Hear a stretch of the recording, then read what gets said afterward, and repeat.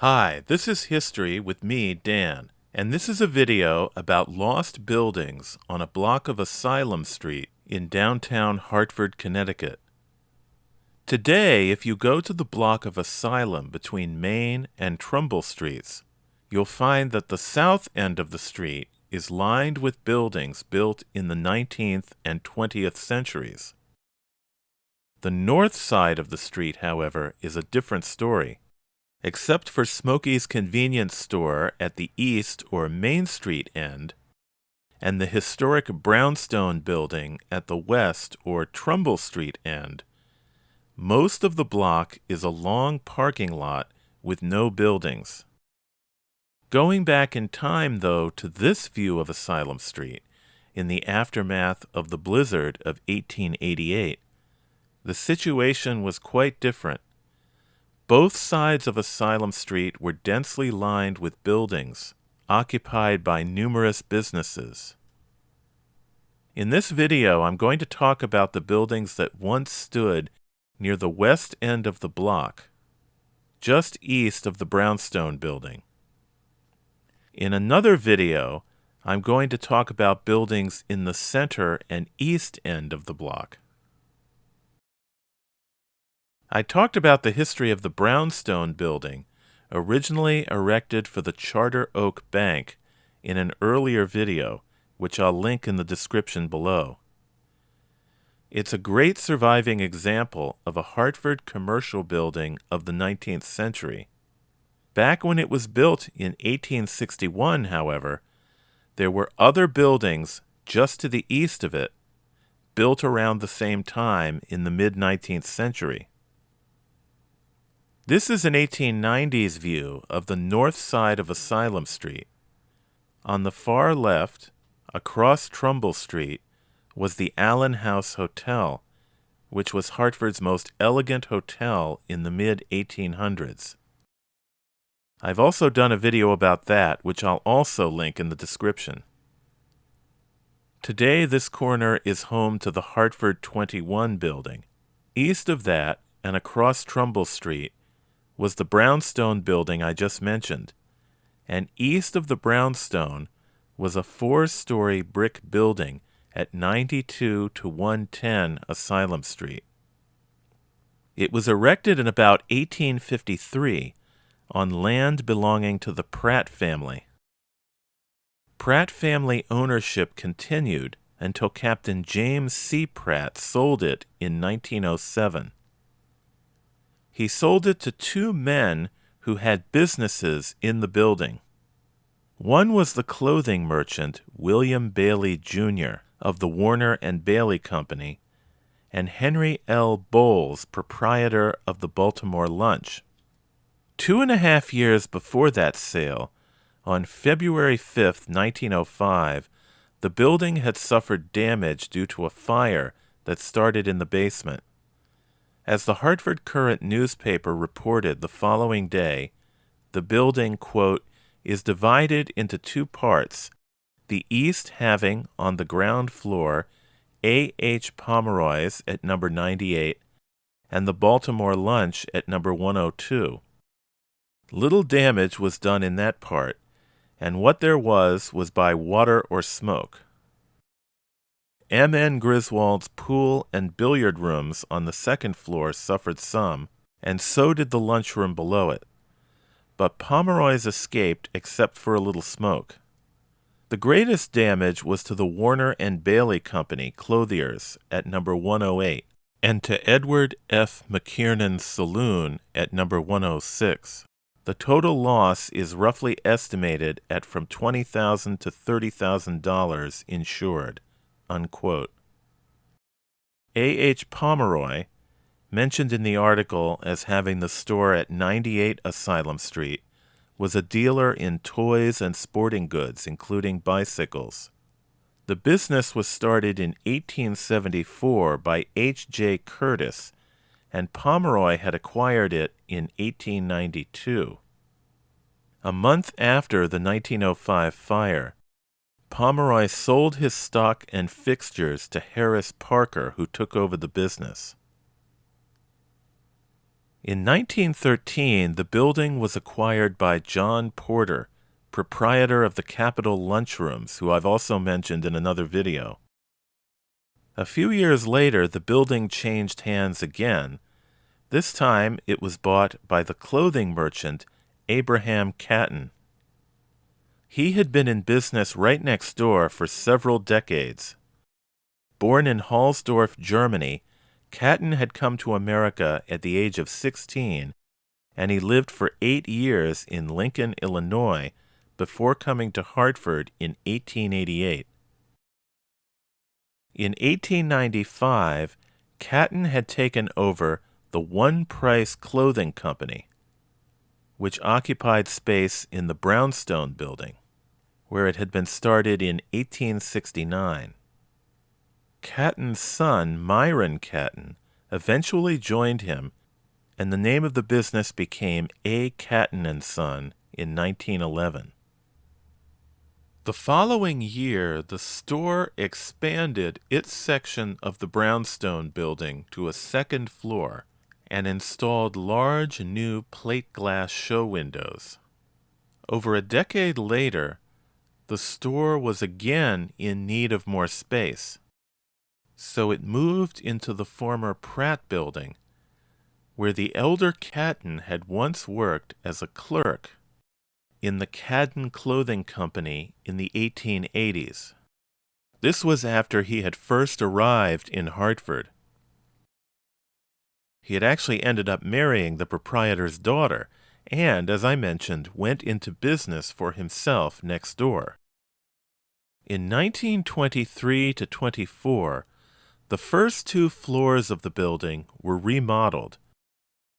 As with the store's previous remodeling, they added a second floor of large plate glass windows. By this time, the firm had become A. Katten Sons. This was in 1922, when Berthold Katten became secretary. The Katten store did not always occupy the entire building, and it shared it with other businesses. In 1937, the store moved within the building from an address of 106 to 102 Asylum Street. It would remain there until it moved to 110 Asylum Street in 1953.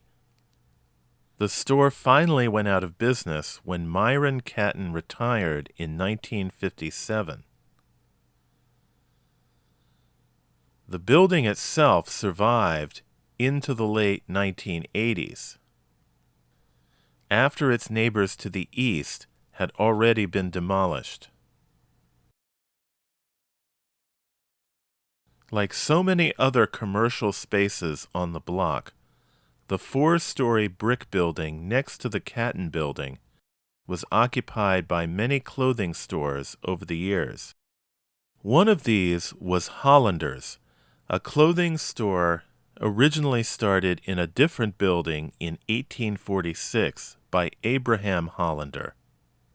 The business was continued by his sons, Aaron and Simon. In 1896, the brothers acquired the building at 82 to 88 Asylum Street, where the store would remain until 1918. In that year, it was taken over by the Connors Clothing Company of Bridgeport and New Britain.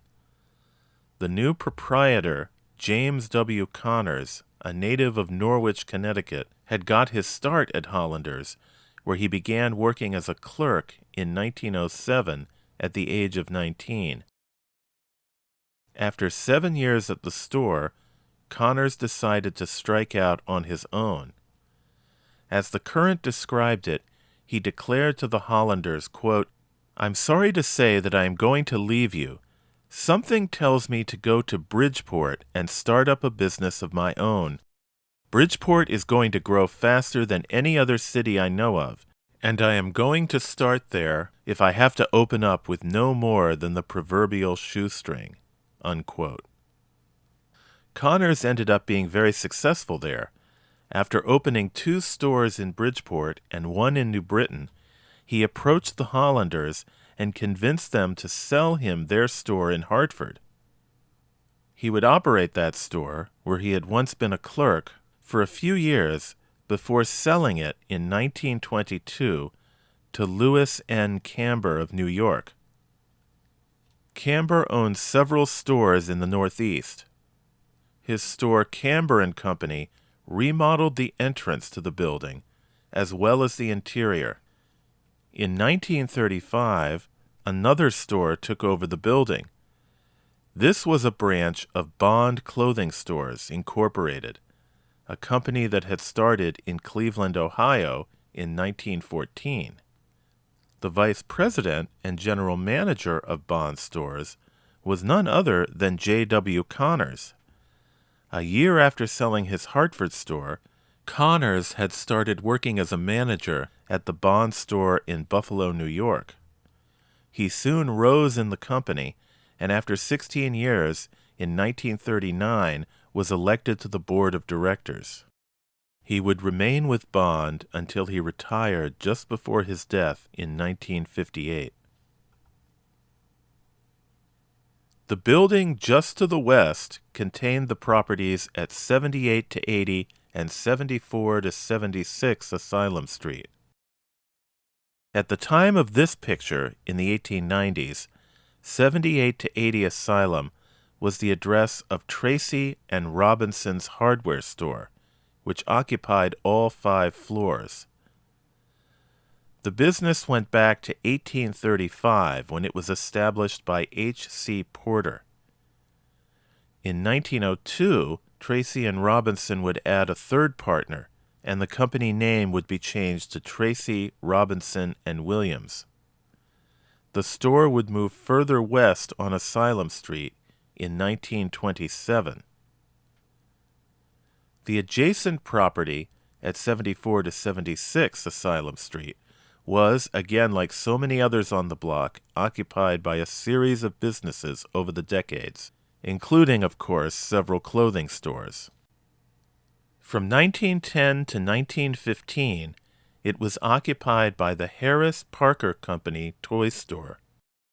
I mentioned before that Parker had acquired the store of A. H. Pomeroy at 98 Asylum in 1905. 5 years later, he moved to larger quarters at 74 to 76 Asylum.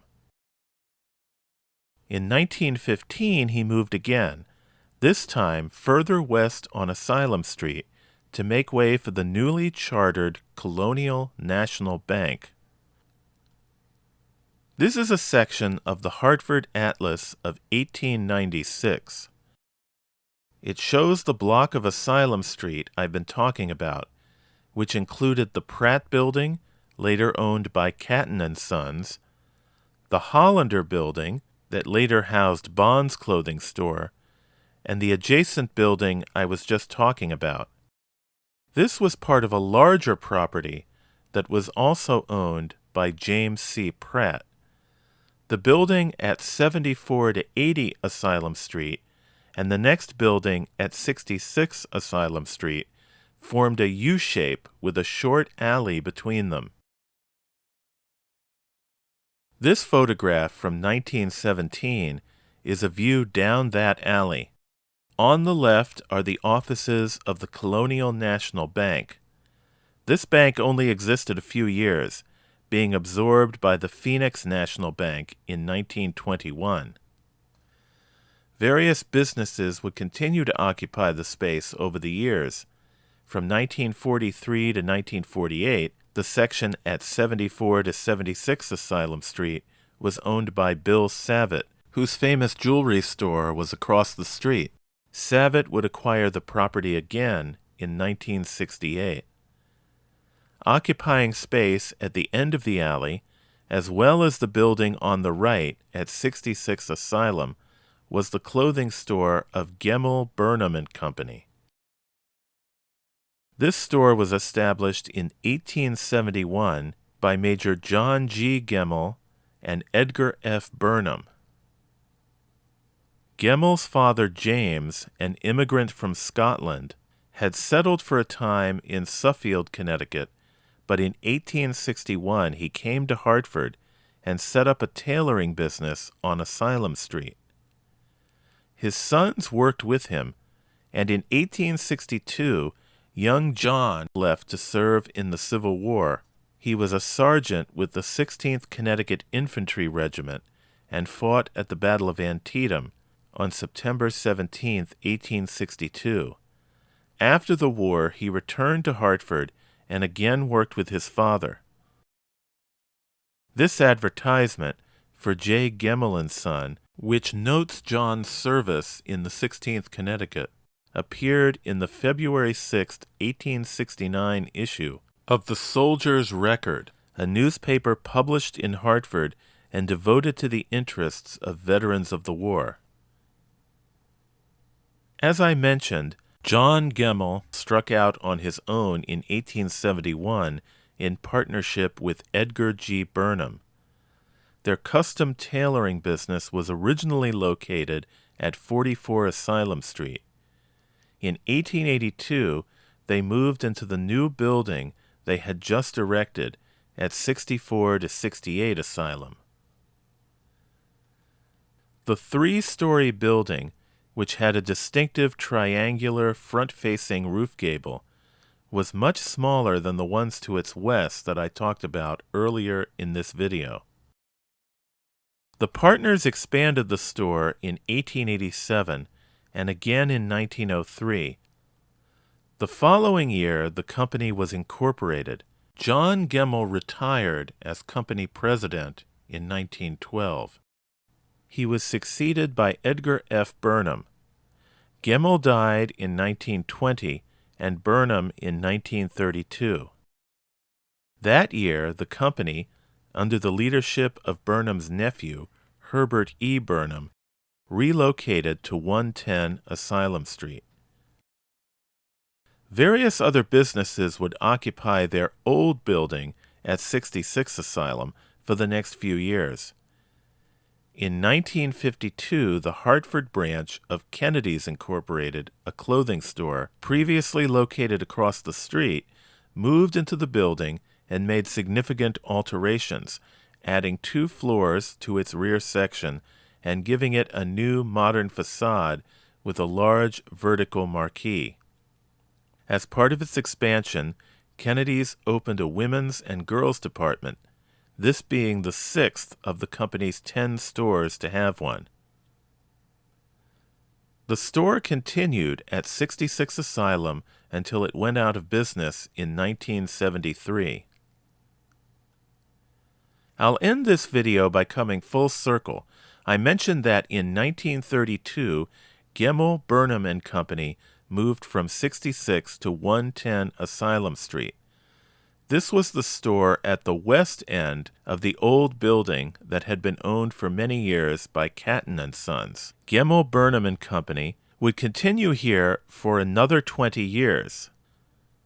Herbert E. Burnham died in 1949, and the store went out of business at the end of 1952. As I mentioned, Katten Sons would move into this space at 110 Asylum and would remain there until it also closed in 1957. In 1975, a branch of Arthur Treacher's fish and chips seafood chain opened at 110 Asylum Street.